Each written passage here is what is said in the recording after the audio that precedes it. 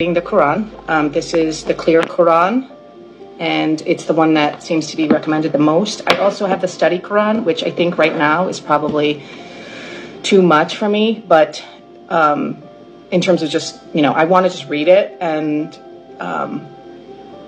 see how my heart feels. I mean, most of my life, I've approached almost everything from my head, and I've been agnostic for a long time. Someone on TikTok said, read the Quran for 1 hour without interruption and, see how you feel. And so I did that, and I actually read until 3 a.m. last night, and I'm not a night person, so this was a big deal. I couldn't stop reading, and I just felt this tremendous peace. And my mind is always like, but now that I'm just trying to focus on my heart. I'm just trying to focus on how I feel when I read it and the messages it's trying to send to me, or maybe even not even like messages, just I'm trying to be open and read without preconceptions. So, obviously one of the things that has struck so many people on TikTok is the faith of the Palestinian people. So I found this passage in the Cow, Surah 2, 154 to 157. It says, "Never say that those martyred in the cause of God are dead. In fact, they are alive, but you do not perceive it. We will certainly test you with a touch of fear and famine and loss of property, life, and crops.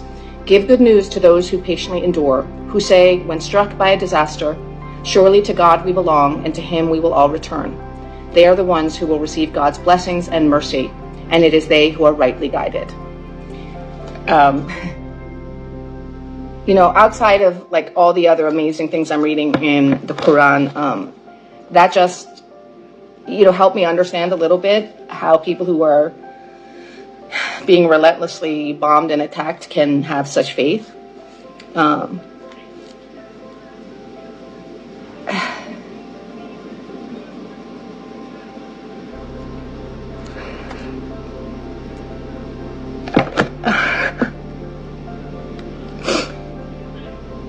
Okay, anyway, I'm pretty new to this, so be patient with me. Okay, bye. Assalamu alaikum rahmatullahi wa barakatuh. What does Quran chapter 2 191 through 193 say? I love this question. Let's get into it, shall we? Beep, beep, beep, beep, beep, beep. Surah 2 out of Al-Quran, the Cow, or Al-Baqarah. It's a very popular one. It's a great one, actually. Here we're talking about rights for women within Islam and men when it comes to divorce. Now, before I get started, I want to just briefly show you guys what translation I purposely am using right now, because I absolutely love and adore it, and I was going to share it anyways. This is the Holy Quran in today's English by Yahya Emmerich.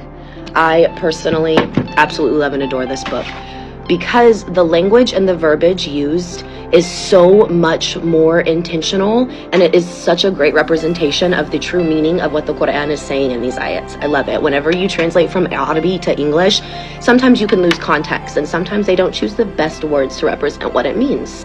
You don't have this problem with this book. Also, when it comes down to it, the revelations from the Quran all have tafsir. They all have context. They all have deep research that goes into what they mean and their purpose. Bismillah, let's get into it. Let's see what you're so curious about. It would be best for their husbands to reconcile with them in that case, if they were inclined to reconcile. Remember that women have rights just as men do in all fairness, though men have been given an edge over them. And the law is powerful and wise. 191. A divorce pronouncement can only be revoked twice. After that, they must either reconcile one and for all and stay together lovingly, or they must end their relationship in a spirit of all fairness. 193. You men are not allowed to take back anything you gave to your wives unless both sides fear breaking the rules by Allah. Alright, so 191 through 193. So I guess you're curious about probably 191, right? That's what most people try to tell us women, that if we come to Islam, we're going to be oppressed, right? That's what you're getting at? Bless your heart. Let's talk about it. Here's the tafsir for verse 190. Remember that women have rights just as men do in all fairness, though men have been given an edge over them. Tafsir. The edge that this verse refers to is the fact that men are obligated to care for women and thus have more responsibility. This translates into a few seemingly inequitable things at first, such as men who receive twice inheritance of a woman. However, this seeming advantage actually rebounds back upon them, for men are responsible to spend of their money on their family, while women are not obligated to do so. Further, men must pay a dowry to their brides and also support their elderly parents and all other disadvantaged relatives. When Allah specifies that men have obligations, responsibilities, edges over women, it's not referencing our rights to humanity, to fairness, to life, to meaning that we are equal in all aspects of equality. It's talking about equity. In Islam, my husband would receive significant more inheritance than, let's say, if he had a sister. Why?